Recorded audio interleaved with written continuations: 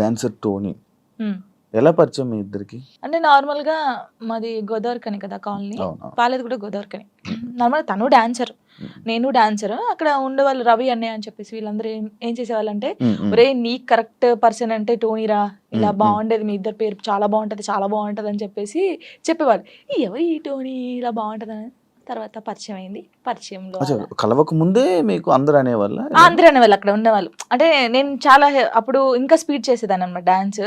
So తన speed కి నీ స్పీడ్ కి చాలా బాగుంటదిరా అని చెప్పేవాళ్ళు మా ఫ్రెండ్ రా. డాన్స్ పేరుగా బాగుంటది అనుకుంటే నువ్వేమో నిజం పేరు అనేసుకున్నావా?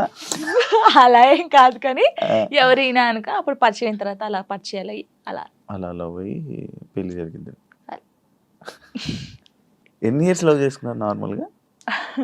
నా 8th క్లాస్లో అనుకుంటా. 2 years అయిందా మొత్తం? 2 years 2 years love, 3rd year లో పెళ్ళి అయిపోయింది. మరి ఇంత లవ్ చేసుకున్నారు కదా, బ్రేకప్ అవ్వడానికి ఎందుకు రీజన్? అంటే 3 years లవ్, సడన్ గా ఒక రోజులో బ్రేకప్ ఎందుకు? అలా ఒక రోజులో కాలేదు, అది కొన్ని సిచ్యువేషన్ ఇంకా అలా అలా అలా జరిగింది. ఫీల్ అయ్యావా అబ్బా అనవసరంగా వదిలేసాను అని? అనవసరంగా వదిలేసానని కాదు కానీ బాధపడ్డాను. చాలా రోజులు బాధపడ్డాను. అరే ఇలా కాకుంటే బాగుండేది, ఇద్దరం బాగుండే వాళ్ళం కదా, అలా బాధపడ్డాను. అంటే మీ మాటలు వింటుంటే ఎవరి తప్పు లేదు. దిష్టి కొట్టింది మాకు బాగా. అదే అంటే దిష్టి తగులుతూ విడిపోతారా? నిజంగానే విడిపోతారు, నిజంగా విడిపోతారు. ఫ్రెండ్షిప్ అయినా ఏదైనా సరే మన మీద కళ్ళు పడ్డాయి అనుకో విడిపోతాను. నమ్ముతారా ఇది? నమ్ముతాను, నేను చాలా నమ్ముతాను. ఇంకా నాకు జరిగింది కాబట్టి నేను నమ్ముతాను. దిష్టి వల్లే విడిపోయింది. ఇప్పుడు తమిళ పెట్టండి, దిష్టి వల్ల విడిపోయిన వీళ్ళిద్దరు ఎందుకయ్యా సామి ఇదంతా నాకు అనిపిస్తుంది ఇప్పుడు. ఏమైనా స్ట్రగుల్స్ ఫేస్ చేసావా విడిపోయినాక? లైక్ పెళ్ళి అయ్యాక కానీ లేకపోతే విడిపోయాక కానీ? పెళ్లిలో పెళ్ళి అయిన తర్వాత బాగున్నాం, మేము బాగున్నాం, ఇద్దరం ఈవెంట్స్ చేసుకున్నాం, లిరిన్ బాగా చూసుకున్నాం, అంత ఇక కొన్ని ఇప్పుడు అవన్నీ మాట్లాడదలుచుకోలేదు నేను, ఎందుకంటే పాతవి తవ్వేసి తన లైఫ్ బాగుంది, నా లైఫ్ బాగుంది, మధ్యలో మళ్ళీ టాపిక్స్ చేసి మళ్ళీ వెనక్కి లాగడం నాకు ఇష్టం లేదు. తర్వాత పెళ్ళి అంటే ఇంకా అయిపోయిన తర్వాత, గొడవ అయిపోయిన తర్వాత చాలా మంది చాలా రకాలుగా మాట్లాడారు నన్ను. అంటే రోడ్డు మీద నడుచుకుంటూ వెళ్ళేటప్పుడు కానీ చాలా, ఇప్పటికీ తప్పట్లేదు అది. ఇంకా లోకంలో మేము ఇద్దరమే ఉన్నాము, మా ఇద్దరికే డైవర్స్ అయిపోయినాయి, వీళ్ళిద్దరే వైఫ్ అండ్ హస్బెండ్స్, ఎవరు విడిపోలేదు అన్నట్టు చేస్తున్నారు జనాలు అయితే. నిజంగా అలా అప్పుడు కూడా అలాగే చేశారు. రోడ్డు మీద నడుతుంటే అప్పుడు చేశారు. అప్పుడు నేను ఇలా వెళ్తుంటే, అరే నేను మొగుడు వదిలేశారంటారా దీన్ని, ఇది ఏం చేసిందోరా, మొగుడు వదిలేశాడు అని చెప్పి అన్నారు. ఇలా వదిలేసిన తర్వాతనే కదా నాకు ఎక్కువ అలా అలా చాలా స్ట్రగుల్స్ పడ్డాను. ఎవరున్నారు నీకు సపోర్ట్ గా అప్పుడు? Mummy daddy. అమ్మ నాన్న ఏమన్నారు? మా మమ్మీ డాడీ అసలు, మా డాడీ గురించి ఎత్తనే ఏడిపోతుంది నాకు. అంటే మా డాడీ ఎలా అంటే, వీళ్ళకి ఎలా ప్రేమ చూసుకోవాలో తెలియదు మా మమ్మీ డాడీకి. ఫస్ట్ ఆఫ్ ఆల్ మా డాడీ గురించి నేను ఎప్పుడు ఎక్కడ మాట్లాడలేదు. ఇక్కడ అంటే అందరూ లవ్ యూ డాడీ, ఇప్పుడు ఈ జనరేషన్ లో అప్పుడు అంటే అప్పుడు వాళ్ళకి తెలియదు. ఇప్పుడు మనం ఏడ్చినా ఎందుకు ఏడుస్తున్నావు, ఇది కావాలా, ఇట్లా. ఫస్ట్ మా డాడీకి సారీ అని చెప్పాలని ఉంది గట్టిగా, హక్ చేసుకొని. కానీ ఆయనకి ఆ ఫీలింగ్స్ ఉండవు, అంటే తెలీదు. చెప్పినా కూడా ఎందుకు ఏడుస్తుందో అంటాడు. మా మమ్మీ కూడా అంతే. నేను లవ్ మ్యారేజ్ చేసుకొని వెళ్ళిపోయినప్పుడు కూడా చిన్న మాట అనలేదు నన్ను, చిన్న మాట. ఎందుకు చేసుకున్నావు అయినా అడగలేదు. మేమిద్దరం కలిసి ఇంటికి వెళ్ళినప్పుడు సారీ డాడీ అని చెప్పి ఇంట్లోకి వెళ్ళిపోయాం అంతే. ఎంత బాగా చూసుకున్నాడు మా ఇద్దరిని తెలుసా, ఇంత మాట కూడా అనలేదు ఎప్పుడు. నాకు ఆయన వద్దు డాడీ అన్నప్పుడు ఏమనలేదు, మళ్ళీ కావాలి డాడీ అన్నప్పుడు ఏమనలేదు. నిజంగా మా డాడీ దొరకడం నాకు చాలా అదృష్టం. ఆయన గురించి ఎప్పుడు అసలు ఎక్కడ మాట్లాడలేదు నేను, ఫస్ట్ టైం మాట్లాడుతున్నాను. ఐ లవ్ యూ డాడీ అంతే. అంటే ఒక అమ్మాయికి ఒక డాడీ సపోర్ట్ ఎంత ఉండాలో కానీ నాకు మా డాడీ ఫ్రెండే. ఇద్దరం కూర్చుంటాం, మాట్లాడుకుంటా ఉంటాం బాగా. రాత్రి కూర్చుంటారు, తాగుతా ఉంటాను, నేను పోస్తా సిట్టింగ్ చేసుకొని కూర్చొని మంచి మాట్లాడుతా ఉంటాను. మా డాడీ నాకు ఎప్పుడు ఫోన్ చేయడు, మా మమ్మీ డాడీ అసలు నాకు ఫోనే చేయరు. ఒక అమ్మాయిగా బయటికి ఇంత తిరుగుతానా అంటే వాళ్ళకి తెలియదు, ఏం చేస్తున్నావు, ఎక్కడున్నావు, అయిపోయిందా, అసలు ఫోనే ఉండదు. తనకు తెలుసు 3 months ఒకసారి మా డాడీ ఫోన్ చేస్తే ఏడుస్తాను ఫుల్. స్క్రీన్ షాట్ పెట్టి స్టేటస్ పెడతాను, మా డాడీతో ఇంతసేపు మాట్లాడాను. మొన్న నార్మల్ గా ఏడుపు వచ్చేస్తుంటది నార్మల్, లేకపోతే ఒక టాపిక్ ఇక్కడ పెయిన్ ఉంటది కదా, ఇప్పుడు డాడీ గురించి తీసినాకనే పెయిన్ వచ్చింది. అవును, మా అవును. డాడీతో నేను అంత ఉన్నాను, మా డాడీతో టైం స్పెండ్ చేయలేకపోతున్నాను. ఉమ్, నాకు మా డాడీ లిరి ఉమ్. చాలా, వీళ్ళిద్దరు పేరు ఎత్తే నేను ఏడ్చేస్తాను ఫస్ట్. మీ అబ్బాయి అంత ఇష్టమా మీ అబ్బాయి అంటే? చచ్చిపోతాను, వాని కోసమే బతుకుంది నేను. ఇప్పుడు కొన్ని రోజులు అయిన తర్వాత మీ అబ్బాయిని పంపించాలి, నాన్న దగ్గర పంపించాలి అని అంటే పంపించరు. అంటే యాక్చువల్ లా ప్రకారంగా నార్మల్గా కొన్ని ఇయర్స్ అమ్మ దగ్గర, ఇన్ని ఇయర్స్ అని అమ్మ దగ్గర ఉండాలి అని చెప్పి మీరు అలా అంటే నాకు గుండె అయిపోతుంది. లేదు, జనరల్గా అడుగుతున్నా. లిరి వెళ్ళడు, అమ్మ కాడే ఉంటా అని చెప్తాడు. షోరా? షూర్. నేను ఉంటును, సపరేట్ గా మనతో మీరు మాట్లాడండి, వాడు చెప్పేస్తాడు. వెళ్ళడాడు. అంటే అబ్బాయి ఇష్టం, అబ్బాయి ఇప్పుడు నా ఇష్టం లేదు, తన ఇష్టం లేదు, వాళ్ళు ఇదిగా అడుగుతారు కదా, మా మమ్మీని వదిలిపెట్టి రానని చెప్తాడు. ఇప్పుడు హ్యాపీయా మొత్తం అంతా, మీ అబ్బాయి మీరు అంతా హ్యాపీ? మేమిద్దరం చాలా హ్యాపీగా ఉన్నాం. అవును, యాక్చువల్లీ పేరెంట్స్ మధ్య జరిగినవి పిల్లలకి చెప్పకూడదు, ఎందుకు వాళ్ళని ఇబ్బంది పెట్టడం అనేసి నార్మల్గా అనుకుంటుంటారు బయట, నార్మల్గా జనరల్గా. నేను ఒక దాంట్లో నేను చూసిన దాంట్లో మీరు చెప్పారు, నాకు జరిగిన లైఫ్లో ప్రతి ఒక్కటి నేను మా అబ్బాయితో షేర్ చేసుకుంటానని చెప్పడం జరిగింది. కరెక్ట్ అనుకుంటున్నారా? కరెక్టే. ఎందుకంటే ఇప్పుడు ఫాదర్ మదర్ ఉన్నప్పుడు ఆ పిల్లలకి అవి తెలియకూడదు. ఫాదర్ లేడు, సో అన్నీ నేనే వానికి. నేనైనప్పుడు నా లైఫ్లో ఏం జరుగుతుందో వానికి ఒక్కనికే తెలియాలి, ఎవరికి తెలియకూడదు. ఇప్పుడు వాడు అబ్బాయి అండి, నార్మల్గా చెప్తున్నాను, వాడు ఇంకొక 5 years అయితే పెద్దగా అవుతాడు. పెద్ద అయిన తర్వాత బయటకు వెళ్తాడు, జనాల గురించి తెలిసిందే కదా, ఎవడో ఒక మాట అంటాడు. అప్పుడు వీనికి ఏం తెలియదు అనుకో, వాడు వచ్చి నన్ను క్వశ్చన్ వేస్తాడు, అమ్మ వాళ్ళు ఇలా అంటున్నారు ఏంటమ్మా అని. వీనికి అన్నీ తెలిసాయి అనుకో, మా మమ్మీ గురించి నాకు తెలుసురా, మీరేంట్రా అనేది, వెళ్ళండి రా అంటాడు. దానికి దీనికి ఎంత ఉంది? సో నా కొడుక్కి నా లైఫ్లో ఏం జరిగింది, ఏం జరగబోతుంది అన్నీ తెలియాలి. నేను వానికి అన్ని షేర్ చేసుకో, నాకెవరున్నారు ఇంకా షేర్ చేసుకోవడానికి, వాడు ఒక్కడే ఉన్నాడు. సఫర్ అవ్వడా అసలు వాడు నాకు ధైర్యం చెప్తాడు తెలుసా. అవునా? చాలా లిరిని చూస్తే మీరు అలా ఉన్నారు కానీ చాలా మెచ్యూరాడు, చాలా. మీ తెలివితేటలు ఎక్కువ వచ్చినట్టు బాగా. అసలు వాడు వానితో మాట్లాడితే మీకు అర్థమవుతుంది, అంత బాగా మాట్లాడతాడా? అంత బాగా మాట్లాడతాడు. నాకు ధైర్యం చెప్తాడు నేను ఏడుస్తే. ఎందుకు ఏడుస్తారా అలా? ఇంకే మరి బాధ వచ్చినప్పుడు ఎవరికి షేర్ చేసుకోవాలి? ఇప్పుడు బయటికి వెళ్తాం, షూట్స్ చేస్తాం, కొందరు మంచిగా మాట్లాడతారు, కొందరు చెడుగా మాట్లాడతారు. అట్లా మాట్లాడినప్పుడు ఇంటికి వెళ్తాను, వాడిని చూడగానే ఏడుపు వస్తుంది, గట్టిగా పట్టేసుకొని డాడీ ఇలా అన్నారా ఈ రోజు నన్ను, అన్నీ చెప్తాను శివ గారు తెలుసా. నేను ప్రతి పిన్ టు పిన్ చెప్తాను వానికి. నేను నాకు ఎవరైనా ప్రపోజ్ చేసినా ప్రపోజ్ చేశారు రలీరి నాకు అని చెప్తాను నేను, సీరియస్ గా. ఎవడాడు అంటాడు, ఎవడాడు అంటాడు, నాకు నచ్చలేదు రలీరి అని చెప్తాను నేను. ఉండేలే అప్పుడు, చెప్పకూడదు పేరు, నార్మల్ గా అంటే ఎవరికైనా ఉంటారు, నేను కూడా మనిషినే కదా, నాకు కూడా క్రష్ ఉంటారు. నాకు అనుష్క అంటే క్రష్, హీరోయిన్ మీరు హీరోయిన్ క్రష్ నార్మల్ గా ఒకరంటే ఇష్టం ఉండే.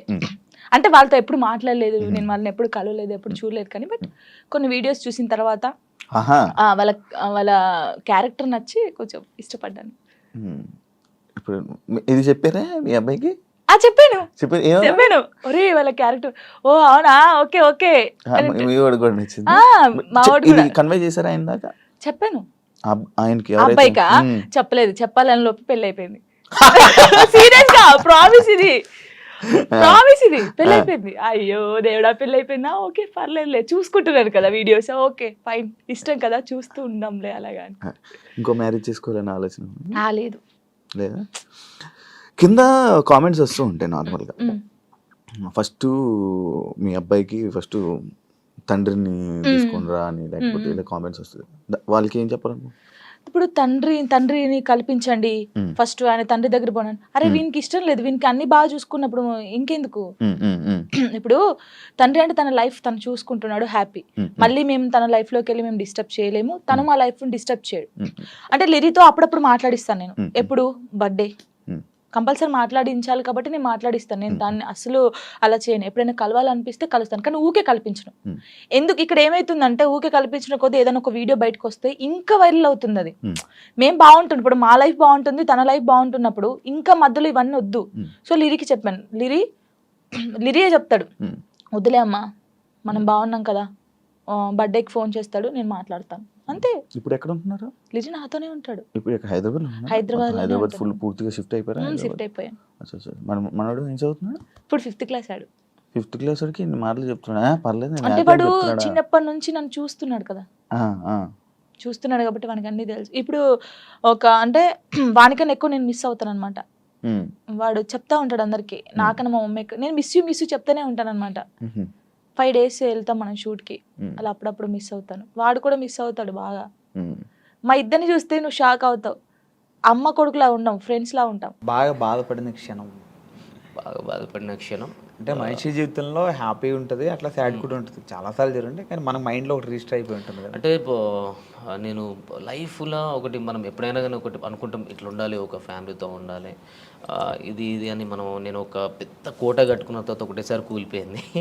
అది కొన్ని రోజులు స్ట్రగుల్ ఫేస్ చేసిన, అంతకు మించి బాధ దాని తర్వాత కూడా నేను లైఫ్లో నేను అనుభవించలేదు. అదొకటే బాధ. మళ్ళీ ఇప్పుడు కలవాలనిపించలే మళ్ళీ ఈ టాపిక్ ఓకే ఓకే. అంటే ఏదైనా ఇప్పుడు బ్యాక్ వెళ్తే అది నేను మార్చుకోవాలి నా లైఫ్లో ఏదో ఒక థాట్ ఉంటుంది కదా, అట్లా ఏముంది మీ లైఫ్లో? దేవుడు ఇచ్చిన ఒక లైఫ్లో దేవుడు ఎటు వెళ్ళాలో అనేది డిసైడ్మెంట్ చేస్తాడు. మనకు అప్ అండ్ డౌన్స్ అనేది జరుగుతూనే ఉంటుంది. దెబ్బ తాకితేనే మనకు దాని వాల్యూ తెలుస్తుంది. దాన్ని నేను మార్చుకోవాలని అనుకోవట్లేదు. నేను దెబ్బ తినాలి ఎవ్రీ టైం. ఇప్పుడు కూడా నేను ఎప్పుడు స్ట్రైట్గా వెళ్ళాలని లేదు, అప్ అండ్ డౌన్స్ తోటే వెళ్ళాలని నా లైఫ్ అనుకుంటున్నాను అంతే. మార్చుకోవాలి, ఇది మార్చుకోవాలి, అది మార్చుకోవాలని లేదు. మనం ముందు ఏమైనా గోల్ పెట్టుకుంటే దాన్ని స్ట్రైట్గా ఫాలో అయ్యి దాన్ని కరెక్ట్ రీచ్ కావాలి. ఇది మాత్రం చేసుకోగలగాలి. కానీ మన లైఫ్ని మార్చుకోవాలంటే ఈ గోల్నే మనం ఏదైతే అనుకున్నామో ఆ సక్సెస్తోనే మార్చుకోవాలి అంతే. అంటే డాన్సర్ టు యాక్టర్ అయ్యారు, ఇప్పుడు ఆర్టిస్ట్ అయ్యారు కదా. అవును. సో డాన్సర్ నుంచి ఆర్టిస్ట్గా టర్న్ అవడం అనేటప్పుడు మీరు చాలా స్ట్రగుల్ ఫేస్ చేస్తుంటారు కదా. ఎందుకు అలా వెళ్ళడం, ఇక్కడ బాగుంది కదా అని ఫీల్ చాలామంది చెప్పుంటారు మీరు. సో ఎందుకు ఇట్లా ఎలా అంటే డాన్సర్ నుంచి యాక్టర్గా అంటే ఇట్లా ఎందుకు చూస్ చేసుకున్నాను అంటే, డాన్సర్ అంటే బేసిక్గా యాక్టర్ అనమాట. అంటే డాన్స్ అంటే అది స్క్రీన్ వెనకాల ఉండి కొన్ని ఉంటాయి కదా, సో అట్లా కాకుండా మొత్తం మీ మీదే నడుస్తుంటుంది మొత్తం ప్రతిదీ. అంటే ప్రతిదీ అక్కడ ఏంటంటే ఎమోషన్ అన్నది అంత పట్టించుకోండి. మీరు కొరియోగ్రాఫ్ చేస్తారు అంత బాగా, ఇక్కడ ఎమోషన్ అంతా చాలా ఉంటుంది కదా, ఆర్టిస్ట్గా కూడా చూస్తుంటారు కదా. సో కష్టం అనిపించిందా లేకపోతే? లేదు, నాకు చిన్నప్పటి నుంచి ఆర్టిస్ట్ అంటే యాక్టింగ్ కానీ డ్యాన్స్ కానీ చాలా ఇష్టం. అట్లనే చిన్నప్పటి నుంచి ఉంది. ఒక డాన్సర్గా అంటే ఫస్ట్ ఆఫ్ ఆల్ డాన్సర్గా ఒక గుర్తింపు తెచ్చుకున్నాం కాబట్టి అది ఉంది. నాకు కూడా ఎప్పుడైనా ఇలాంటి క్యారెక్టర్ చేయాలి, ఇట్లా ఉండాలి, ఇది చేయాలి, మనం ఒక డాన్సర్గా కాకుండా ఒక యాక్టర్ కూడా ప్రూవ్ చేసుకోవాలని నాకు చిన్నప్పటి నుంచి ఉండే. ఆ ఛాన్స్ నాకు వచ్చింది, చేసుకున్నాను. గుర్తించారు ఆడియన్స్, అంటే జనాలు కూడా నన్ను యాక్సెప్ట్ చేసారు. హ్యాపీ. మీకు ఎవరంటే బాగా ఇష్టం? ఈ డాన్సర్స్లో బాగా ఇష్టం మీకు? డాన్సర్స్లో ఎవరు బాగా ఇష్టం? డాన్సర్స్లో డాన్స్ చేసే వాళ్ళు ప్రతి ఒక్క ఇష్టం. అంటే ఒక ఇన్స్పిరేషన్ ఒకళ్ళు ఉంటారు కదా, అలా ప్రభుదేవ్ మాస్టర్, చిరంజీవి గారు. ఓకే, అట్లా. సో అందుకే ఆయనలాగా మీరు ఆర్టిస్ట్ అయ్యారు, డైరెక్టర్ అవుతారా మళ్ళీ? ఆయన కూడా డైరెక్టర్ కదా. అంటే డైరెక్షన్ స్కిల్స్ ఉన్నాయి, డైరెక్షన్ చేసేది నేను.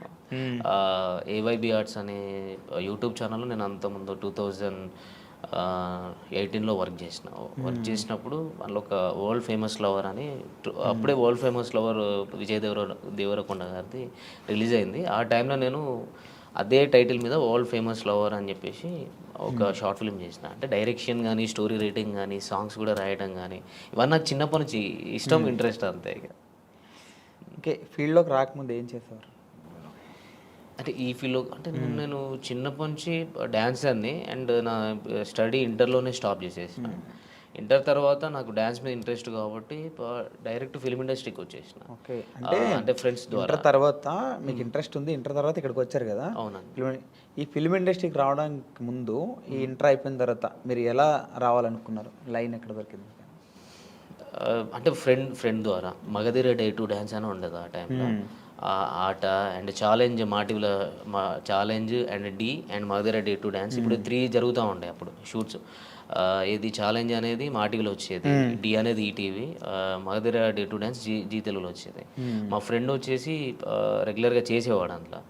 నన్ను మా ఫ్రెండ్ ఏం చేసిండు, సాగర్ ఆయన పేరు, ఆయన తీసుకెళ్ళాను అనమాట. నువ్వు డ్యాన్స్ బాగా చేస్తున్నావు కదరా, నువ్వు కూడా సైడ్ డాన్సర్గా చేసేవరా కంటెస్టెంట్స్ తోటి అని చెప్పేసి తీసుకొని వచ్చిండు. నందు మాస్టర్తో చేసినాం. దాని నుంచి మెల్లగా శోభన్ మాస్టర్ అని చెప్పేసి హైదరాబాద్లో ఉండదు దిల్సుఖ్ నగర్లో, ఆయన రాకేష్ మాస్టర్ని పరిచయం చేయించిండు. మన రాకేష్ మాస్టర్ ఉన్నారు కదా, ఆయనను పరిచయం చేయించి ఇట్లా స్టూడెంట్స్ ఉన్నారు మాస్టర్, మీ దగ్గర పెట్టుకోండి, ఈవెంట్స్ కానీ ఏమైనా ఉన్న వాళ్ళు అన్నీ చేస్తారు అని చెప్పనంటే, వాళ్ళ తరపు నుంచి మేము బోరబండలో ఉండే అప్పుడు రాకేష్ మాస్టర్ గారు. అప్పుడు అక్కడికి వెళ్ళి అట్లా స్టార్ట్ అయింది. అక్కడ నుంచే మాస్టర్ అంటే చాలా మాస్టర్ దగ్గరనే నేర్చుకున్నాను. నాకు ఒక డాన్సర్గా నేను డ్యాన్స్ చేయగలుగుతాను కానీ ఎక్స్ప్రెషన్స్ అవన్నీ నాకు తెలిసి ఉండేవి కాదు. 2008, 2009లో నేను ఇక్కడ ఇంద్రలోక్ కాంప్లెక్స్లో ఉండేది. అప్పుడు బోరమండ నుంచి ఇక్కడికి ఇంద్రలోక్ కాంప్లెక్స్కి వచ్చాను అనమాట, ఇంద్రానగర్ దగ్గరికి. అక్కడ ఇన్స్టిట్యూట్ మాస్టర్ ఓపెన్ చేసిరు. అక్కడ ఒక 1 year వర్క్ చేసినాం కావచ్చు. ఆ టైంలో నాకు డ్యాన్స్ తప్ప ఏం తెలిసేది కాదు. అన్ఎక్స్పెక్టెడ్ అంటే ఆయన ప్రతిరోజు ఒక క్లాస్ తీసుకున్నట్టు, అసలు డ్యాన్స్ చేస్తే డ్యాన్సే కాదు ఎక్స్ప్రెషన్స్ ఉండాలి, అలాంటివి నేను ఆయన దగ్గర చాలా నేర్చుకున్నా. ఇప్పుడు మన మధ్యలో లేరు కాబట్టి, అండ్ ఆయన తరపు నుంచే నేను యాక్టింగ్ అనేది కొంచెం నేను చూస్ చేసుకున్నా. ఇట్లా ఉంటుంది ఇది ఉంటుందని ఒక డాన్సర్గా నేను తెలుసుకున్నది ఆయన దగ్గరనే, రాకేష్ మాస్టర్ దగ్గరనే. అంటే కొరియోగ్రాఫర్గా సినిమాల్లోకి వెళ్ళకుండా మళ్ళీ ఆర్టిస్ట్గా టర్న్ అయ్యారు కదా మళ్ళీ. అంటే ఆ టైంలో 2009లో Gemini TV 31st night event చేసినాం. నాకు ఒక 10 days బాగా స్ట్రగుల్, అంటే ఎక్కువ స్టెయిన్ అయిపోయింది, ఫీవర్ వచ్చేసింది. ఇక్కడ నుంచి సిక్ అయిపోయి ఇంటికి వెళ్ళిపోయినా. ఇంటికి వెళ్ళిన తర్వాత ఇంట్లో వాళ్ళు పంపించలేదు. అప్పటికి ఆ లోపు ఒకవేళ 2009లో ఉండేది ఉంటే నాకు సైడ్ డాన్సర్ కార్డ్ తీసుకున్నట్టు. అప్పుడు షారోన్ అన్న ప్రెసిడెంట్గా ఉండే. ఆ టైంలో నీకు ఇప్పిస్తా అంటే పాల్ మాస్టర్ని చాలామంది వచ్చేవారు అప్పుడు రాకేష్ మాస్టర్ దగ్గరికి. నేను ఎక్స్పెక్ట్ చేయలేదు, కానీ ఇంట్లో వాళ్ళు కొంచెం స్టాప్ చేసారు, నీకు హెల్త్ పరంగా బాగాలేదు అనేసరికి అక్కడనే ఉండిపోయి ఇన్స్టిట్యూట్ పెట్టుకోవడం జరిగింది. ఇన్స్టిట్యూట్ పెట్టుకొని మెల్లగా అట్లా అయిపోయింది. అట్లనే డాన్సర్గా ఉండి ఒక ఆర్టిస్ట్గా ఈ యూట్యూబ్లోకి నేను అన్ఎక్స్పెక్టెడ్గా వచ్చిన. నాకు అంటే డైరెక్ట్ మూవీస్లోకి వెళ్ళాలి అన్నట్టు ఉండేది. అంటే నాకు డైరెక్ట్ టచ్ అక్కడికి వెళ్ళిపోయినా. రాకేష్ మాస్టర్ తరపు నుంచి నేను ఏదో మూవీస్లోకి వెళ్ళాలి, మూవీస్లో కొరియోగ్రాఫర్ కావాలి, డాన్సర్ కావాలి అనే థాట్ నుంచి కొన్ని మధ్యలో డిస్టర్బెన్స్ల వల్ల స్టాప్ అయిపోయి అక్కడనే మా ఊరు గోదావరికి అని అక్కడనే స్టాప్ అయిపోయినా. అక్కడ స్టాప్ అయిపోయి అన్ఎక్స్పెక్టెడ్గా ఒక సిచ్యువేషన్ జరిగింది. అటు నుంచి ఇళ్ళకు రావడం జరిగింది. యూట్యూబ్లోకి రావడానికి మీకు ఎవరు హెల్ప్ చేశారు? అంటే ఎవరు చెప్పారు ఇట్లా యూట్యూబ్లో చేద్దాం మనం అని చెప్పి? యూట్యూబ్లోకి మా ఫ్రెండ్ ఉండేటోడు, చరణ్ అని. చరణ్ మూవీస్ చిన్న మూవీస్ చేసిండు, అవి ఇంకా రిలీజ్ కాలేదు, నార్మల్ తక్కువ బడ్జెట్. వాడు ఎప్పటికీ యూట్యూబ్ మీద కాన్సన్ట్రేషన్ ఉండేది. అసలు నాకు యూట్యూబ్ మీద అంత ఐడియా లేకుండే. వాడు ఎక్కువ యూట్యూబ్లో ఇది ఉంటుంది అది ఉంటుంది అని కవర్ సాంగ్స్ నాతో చేయించుకున్నాను. అంటే నా మైండ్ అప్పుడు నేను కొంచెం స్ట్రగుల్లో ఉండే, మైండ్ అంటే బాగా డిప్రెషన్లోకి వెళ్ళిపోయి ఉండే. వాడు దాంట్లో నుంచి బయటపెట్టడం కోసం వాడు యూట్యూబ్ అనే ఛానల్ని ఇంట్రడ్యూస్ చేసింది నాకు. కవర్ సాంగ్స్ చేద్దాం రాదని అన్నప్పుడు చేస్తే అందులోకెళ్ళి తీసుకొచ్చి ఇక్కడ హైదరాబాద్లో బోరబండాల మన అత్తాపూర్ దగ్గర శ్రవంత్ బంటి సార్ అని ఉంటారు. శ్రవంత్ బంటి వాళ్ళది AYB ఆర్ట్స్ అనే ఛానల్. అంటే నేను డిప్రెషన్లో నుంచి బయటికి రావడం కోసం వాడు ఏం చేసిందంటే ఆ ఛానల్ తీసుకెళ్ళి చేపించిండు అన్నట్టు, చేర్పించిండు. అక్కడ వాడు వదిలేసి వెళ్ళిపోయాడు. అరే చేసుకో, ఎందుకనంటే వాడు నా గురించి ఏం చూసినాడంటే, నీకు టాలెంట్ ఉంది, నువ్వు అంతా ఇక్కడనే అయిపోవద్దు, నువ్వు ఇక్కడనే ఉంటే చచ్చిపోతావు కావచ్చు అనే రేంజ్లో అంత పిచ్చిగా ఉండటంనే వీడు మారిపోవాలంటే వీనికి ఏదో ఒక పని ఉంటే వీడు మారిపోతాడు అన్నట్టు తీసుకుపోయి నన్ను అక్కడ వేసిండు. అక్కడ నాకు డ్యాన్స్ నేర్పిమని సార్ చెప్పారు. ఆర్టిస్టులు వస్తూ ఉంటారు, వాళ్ళకి డ్యాన్స్ చెప్పండి మీరు అని చెప్పి అన్నారు. మంత్లీ ఇంత మీకు పేమెంట్ ఇస్తా అది ఇది అని చెప్పానంటే అది యాక్సెప్ట్ చేసిన. తర్వాత నీ లోపల యాక్టింగ్ స్కిల్స్ ఉన్నాయి టోని, నువ్వు కూడా షార్ట్ ఫిల్మ్స్ చేసుకోవచ్చు, వెబ్ సిరీస్ చేద్దాం అని అంటే అన్ఎక్స్పెక్టెడ్ సరే ఓకే అని ట్రై చేసిన.